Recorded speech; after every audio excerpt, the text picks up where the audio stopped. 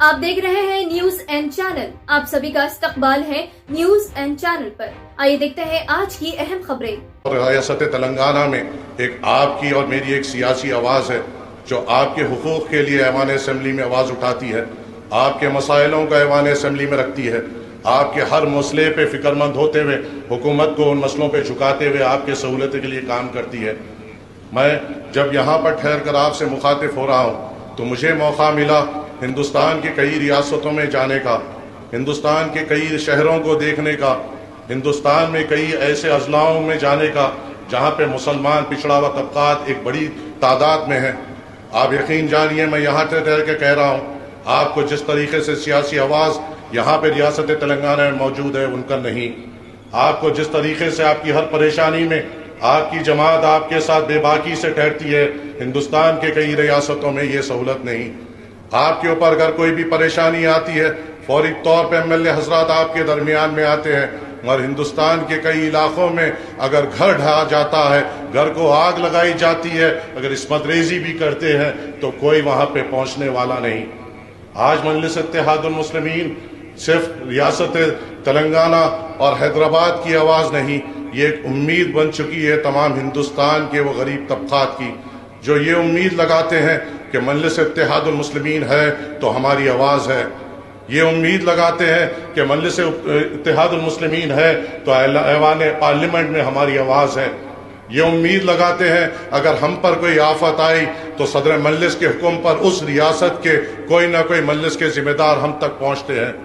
آج آپ دیکھیے گجرات میں اگر خدا نخواستہ کچھ ہوتا ہے وہاں پہ مجلس اتحاد المسلمین کے ذمہ دار پہنچ کر وہاں پہ ہمت افزائی کرتے ہیں، بہار میں کچھ ہوتا ہے مجلس اتحاد المسلمین کے ذمہ دار وہاں پر پہنچ کر ہمت افزائی کرتے ہیں۔ ہندوستان کے کونوں کونوں میں کہیں کا بھی حادثہ لے لیجئے، اگر آپ اس کو دیکھیں گے تو کوئی نانہاد سیکولر جماعتیں اس کی آواز نہیں بنتی سوائے بارسٹر اسد الدین اویسی صاحب کے۔ بارسٹر اسد الدین اویسی صاحب، جماعت آپ کی اور میری طاقت ہے، میرے لیے میرا وجود ہے، میرے لیے میری بے باکی ہے، میرے لیے ہمت ہے، میرے لیے میری طاقت ہے۔ جو میرے ساتھ ہے تو میں ٹھہر سکتا ہوں اپنے لوگوں کے لیے، جو میرے ساتھ ہے تو میں مقابلہ کر سکتا ہوں اگر ہمارے اوپر کوئی پریشانی آتی ہے، میرے ساتھ اگر جماعت ہے تو میں بے باک طریقے سے بات کر سکتا ہوں مظلوموں کے لیے۔ اگر مجلس اتحاد المسلمین نہیں ہے تو پوچھو جا کر ان لوگوں سے جن کو اس چیز کی ضرورت ہے۔ بہار میں جب کہیں اضلاعوں میں جاتا تھا تو ہر موڑ پہ اللہ کا شکر ادا کرتا تھا کہ اللہ نے مجھے اور میری اولاد کو بہتر زندگی سے نوازا۔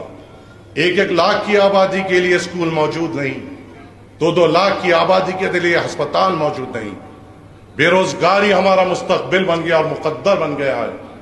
یہاں پہ آپ کے سامنے مجلس اتحاد المسلمین ہے، کئی لوگ ہم پر الزام لگاتے ہیں، تہمتیں لگاتے ہیں۔ آپ کے پاس اگر آپ اطراف اور اکناف میں صرف دیکھیں، یہ عمارتوں کو دیکھیں تو صرف یہ سوچو ان عمارتوں میں کتنے ملازم ہیں جو مجلس اتحاد المسلمین اس کی بنیاد ہے۔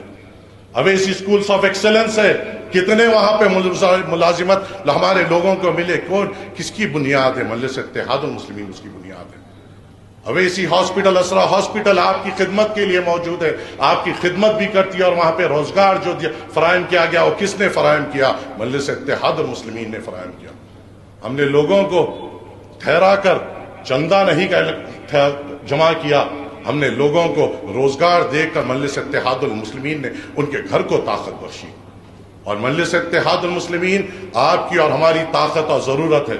اور مجھے یقین ہے کہ انشاءاللہ آنے والے انتخابات میں آپ اور ہم مل کر مجلس اتحاد المسلمین کو اور مضبوط کریں گے اور طاقتور کریں گے۔ صدر مجلس کو ایک بھاری اکثریت سے کامیاب کرنا آپ کی اور میری ذمہ داری ہے، اور مجھے یقین ہے مجھ پر اور آپ سب پر کہ ہم صدر مجلس کے انتخابات میں جی جان لگائیں گے، آگے بڑھیں گے، دن رات محنت کر کر مجلس اتحاد المسلمین کے صدر جو ہندوستان کی بے باک آواز ہے اس کو عالی شان کامیابی دیتے ہوئے ہندوستان کے غیور لوگوں کو ایک پیغام دیں گے کہ حیدرآباد ہندوستان کے لیے، حیدرآباد کے لوگ ہندوستان کے لیے، اور حیدرآباد سے ہی بے باک آواز اٹھے گی۔ یہ امید اور توقع سے آپ سے اجازت لیتا ہوں۔ شکریہ۔ السلام علیکم ورحمۃ اللہ وبرکاتہ۔